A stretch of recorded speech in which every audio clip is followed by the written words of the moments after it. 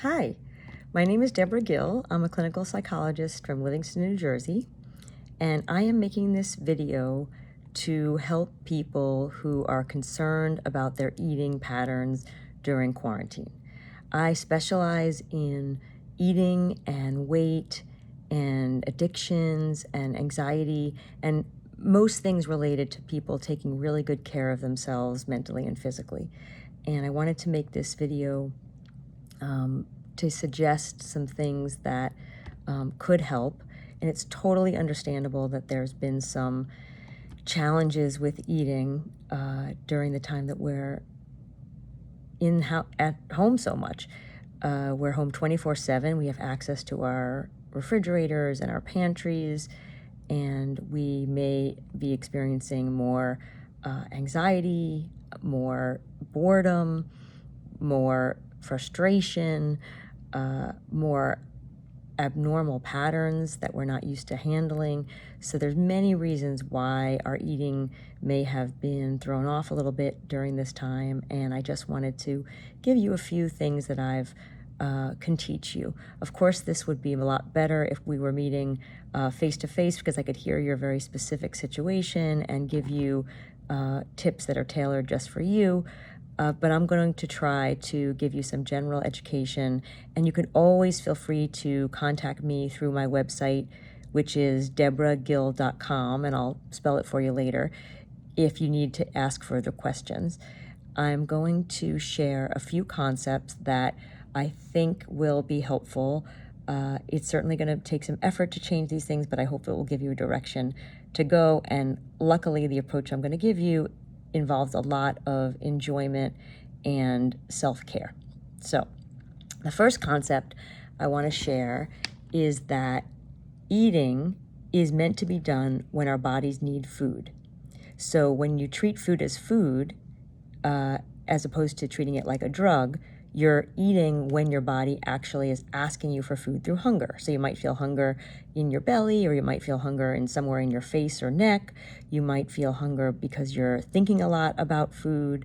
You might feel low energy or some irritability.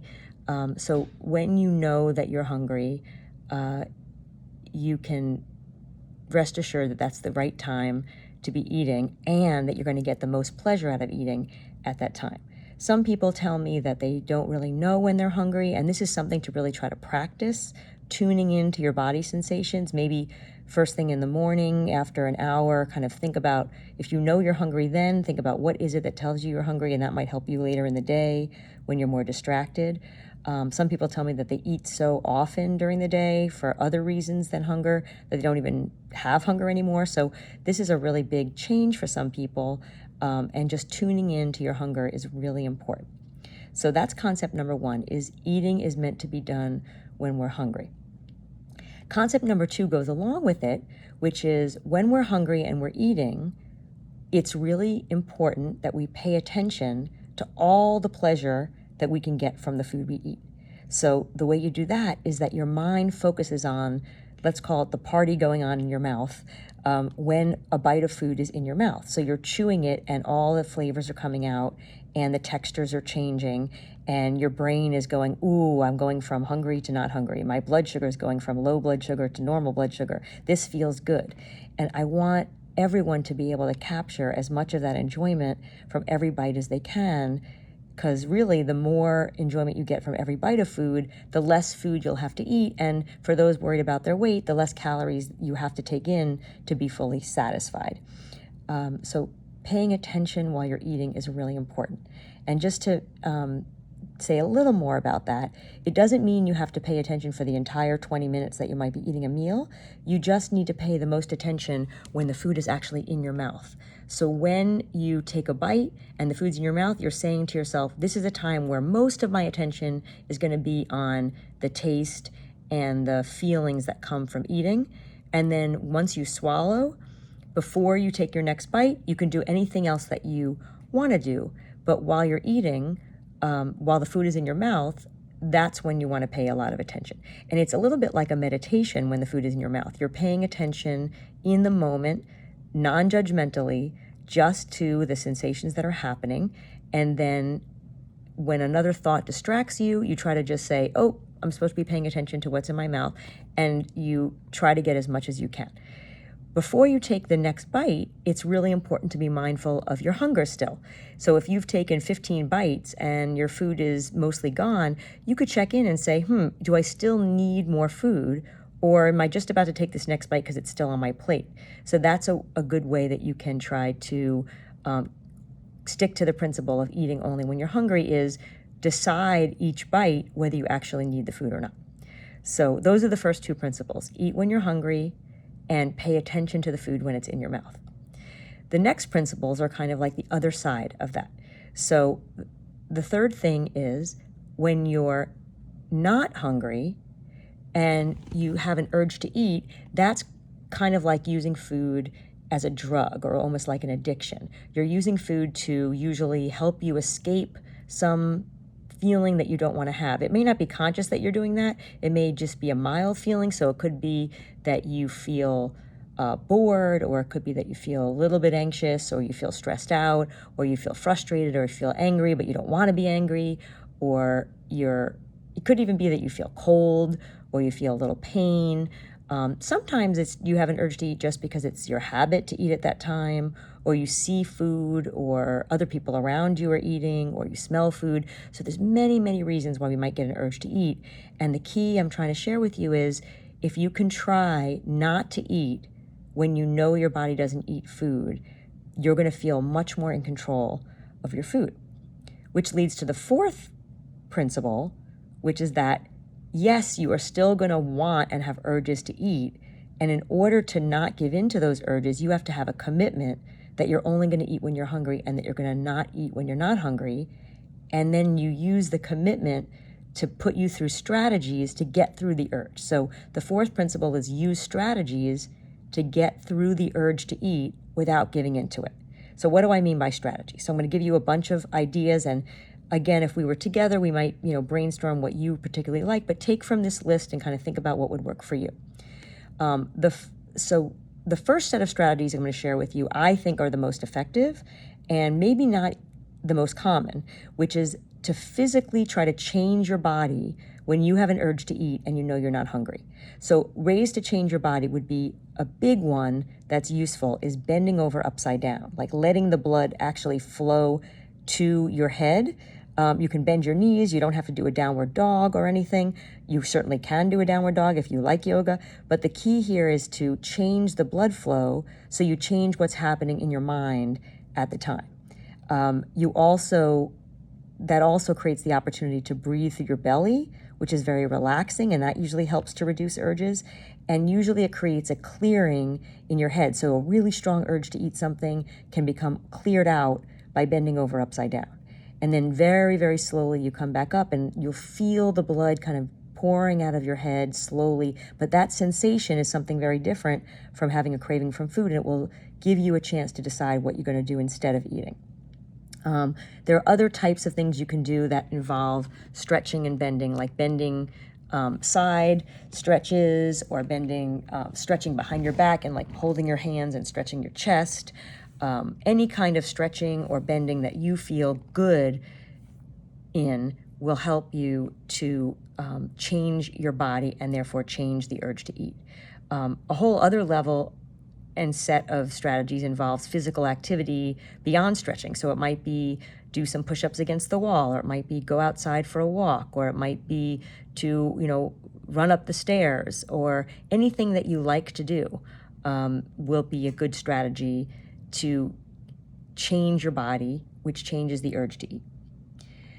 Another set of strategies have to do with sensations, like especially the sensation of touch, I find, is very effective for people. So touch involves things like massaging yourself, like massaging your head or anywhere else on your body, your hands, rubbing, different parts that might be sore.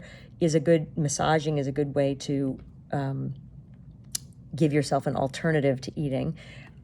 Sometimes you can use temperature, which is part of the sense of touch. So you can take a cold or hot cloth, like they do in some restaurants, and maybe put it over your face, or you can run your hands under warm water and really pay attention to the feeling as you wash your hands. We have to wash our hands so much.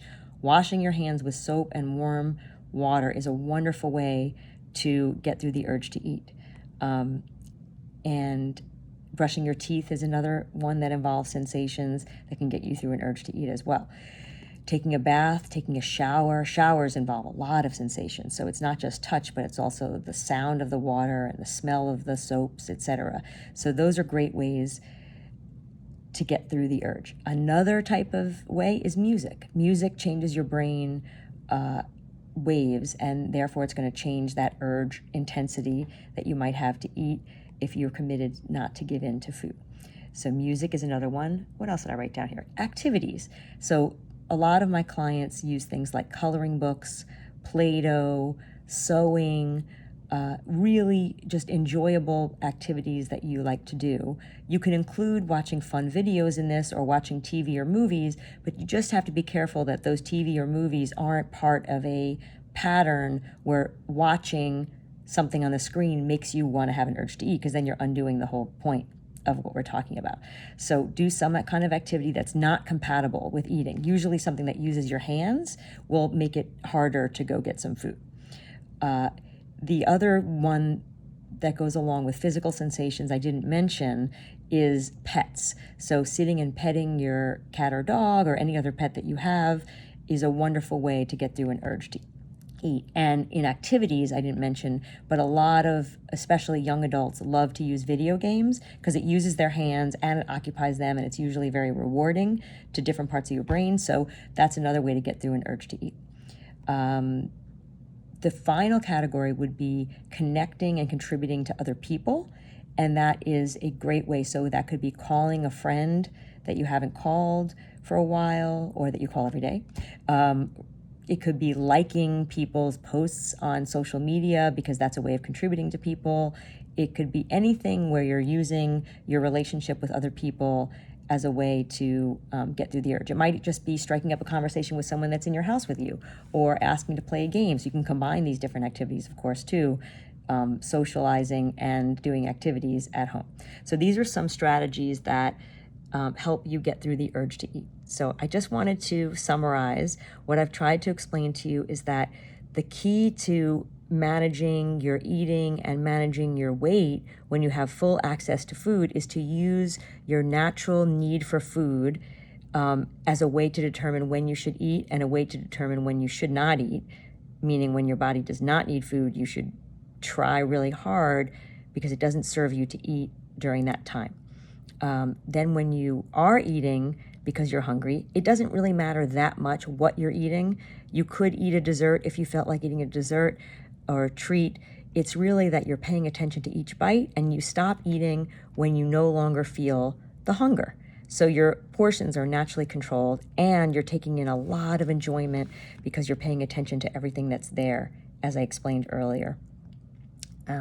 Finally, there are ways to get through the urges to eat that are not based on hunger. So you have to be mindful and ask yourself the question, am I wanting to eat because I'm hungry, or am I wanting to eat for any other reason? And if it's any other reason, you want to think, well, I don't really want to use food as a drug or just a mindless habit, so let me see if I can do something else to get me through this urge to eat without giving into it.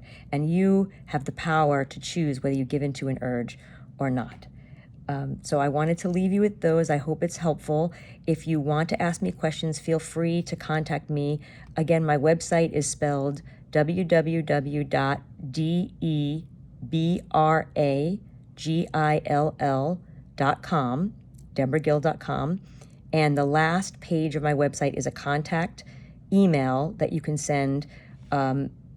I will respond. If you have questions, you can just write it in the comment section. Of course, you can ask for an appointment. I'm doing video conferencing appointments if that's helpful, but I hope that you got a lot just from this video, and I would love to hear that you've seen this video and if it helped you, or if you have comments that might make it better the next time I do something like this. Thanks so much. I hope to hear from you. Bye.